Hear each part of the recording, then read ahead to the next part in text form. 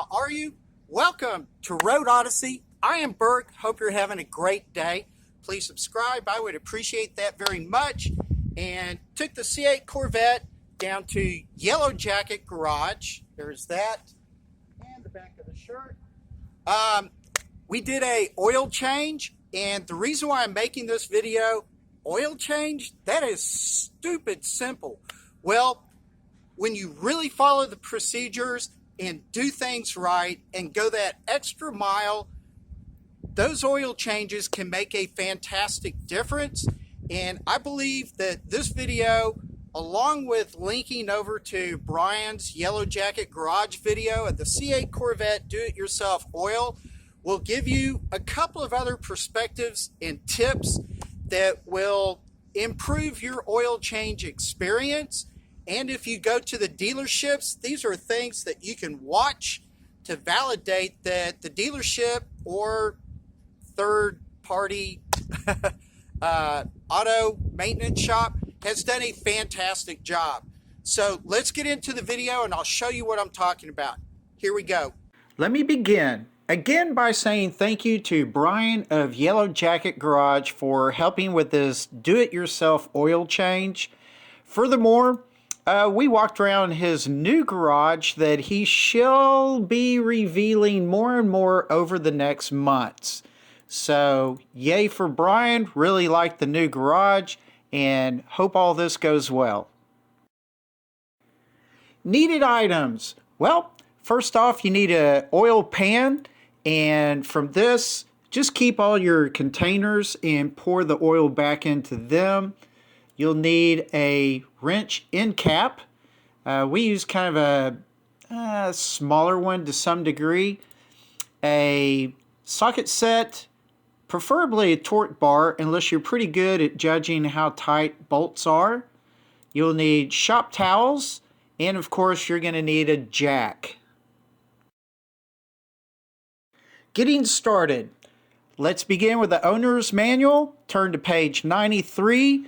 And you will see it tells you if it displays 99%, that's 99% of the life remaining. For me, I like to change the oil at about 30%. Here's the manual's picture of the engine bay. And number 4 is the oil fill cap. Number 5 is the oil dipstick. Here's a picture of my engine bay with the oil cap off and the dipstick to the left. Getting the right oil and filter. Turn to page 235, look under the caption engine oil, and it'll tell you use engine oil approved for this car. It's got to be the right viscosity. Turn to page 237 and you will see that it has to be Dexos approved, and it's got that little symbol with a 2. And the viscosity grade is SAE 0W40. The right oil filter is a PF64. Quick funny story. I ordered my oil and filter from Jags. It got damaged in transit. I reordered or fixed the order with Jags. Then I ordered from Walmart as a backup. They both came on the same day. Look at these boxes. They both came from Jags. I just kind of thought that was ironically funny. Okay, again, here is the oil fill and the dipstick. Here's what the oil looks like. ESP formula 0W40 Dexos. So get that right. A PF64 for me, I got the AC Delco UPF64R, the Ultra Guard Gold. And there's a picture of the filter itself. It's fairly small. It's not a huge, complicated filter. Hugely important. Go back to page 235. Remember, the C8 has a racetrack-ready dry sump engine. So this means it requires a special procedure for having the oil change. This is very important right here, right now, for you to know when you go to a dealership to get your oil changed. Watch all of them and watch what I tell you in this to see that The procedure is done right at the dealership. Changing the oil and filter. Turn to page 236 on the right hand side to change the engine oil and filter. Step number 1, run the engine at idle for about 20 seconds. Take note of this. This is the first thing we did a little different. We ran until a little over 150 degrees Fahrenheit. After that, turn the car off and pulled the plug and began draining it. And in this case, we let the car drain for a very, very long time. After pulling the drain plug, Brian inspected it and the O-rings. It looked good. If your O-rings do not look good, you need to replace those before continuing. Okay, special note number 2. We poured about 1/4 quart of oil into the filter prior to replacing it. We really feel like this helps a lot to ensure that you're going to have really good flow through the system. Number 2 on this is be sure and put some of that oil on the filter's gasket where it connects back up to the car. Be very sure to not over tighten that filter. As it says, tighten it about 3/4 to 1 turn after it makes contact. You want it snug. Next, we went back up top to the engine bay above and pulled the oil fill cap and put in 7 quarts. Put the oil fill cap back on, made sure the dipstick was in, and at this point, so far, we had added 7¼ quarts versus the 7.5 minimum recommended. Checking the oil level. Do we need to add more? Back to page 235, bottom right, to check the engine oil. Here we go. Engine oil has to be checked with the engine warmed up to about 175 degrees Fahrenheit and keep the car running. Another important tip, get the oil pressure tile on your display. You're going to be watching this to verify that you're at the right PSI level. You're going to hover somewhere around 30. And as the car warms up, may go down a little bit. But anyway, you ought to be between 27 and 32. Going back to the procedure. You want the engine oil to be within the hatched area on the dipstick.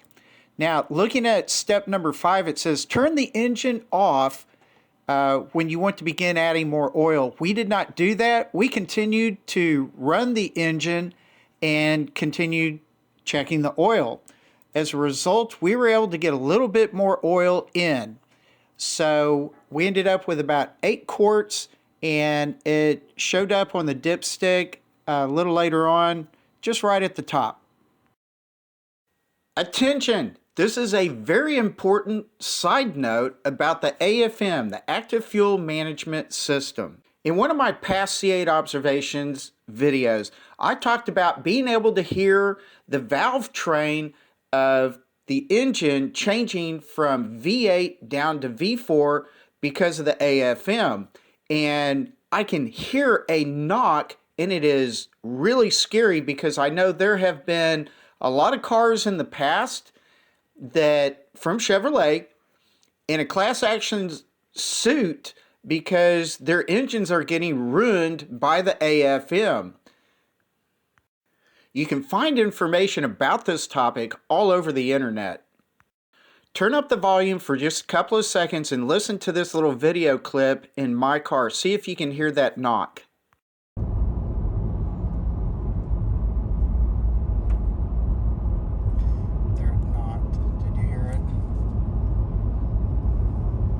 Okay, so getting to my point, the previous oiling that occurred on my C8 was at a small town local dealership, and took it in, and of course the 18-year-old is doing the oil change, never read the manual, never read the dipstick, didn't do anything right. Well, at the time, I was uneducated. I didn't really gloss over the manual that much. I only looked at the viscosity of the oil and the oil filter, things like that. To avoid that knocking noise after having the car oiled at the dealership, I drove in manual mode a lot because manual mode bypasses AFM. But man, could I hear that knocking noise on my valve train after the oil was changed at the dealership. So now going to Brian, Yellow Jacket Garage, did it right, and guess what? I cannot hear that valve train knocking, at least not as bad as previously. It is silky smooth and a lot more quiet. So that's the point I want to make. If the car is not oiled properly, it may screw up your valve train and really have a bad effect on your car. So please double check at every oil change that they're done right. All right. Thank you so much for watching. I really do appreciate it. Y'all are fantastic. I hope these little tips and tricks were good for y'all. And, you know, maybe not necessarily for the C8 Corvette, but for all cars. These are things to pay attention to. You know, the devil's in the detail. So do this stuff right. The car will operate at its highest level much better. And so with that, I guess, hope y'all enjoyed it and have a great day. Relax, take it easy, and I will see you later. Bye.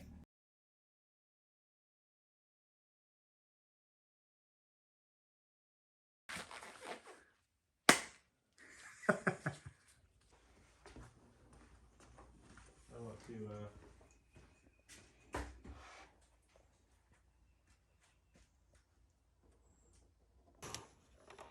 Boy, that dude is on there.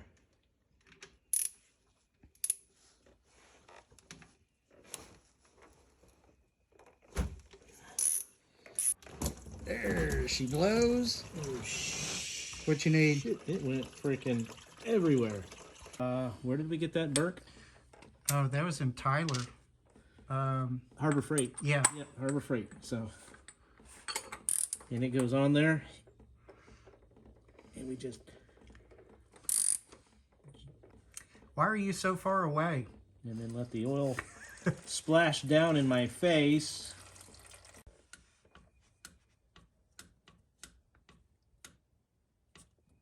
Yep, there we go. And that's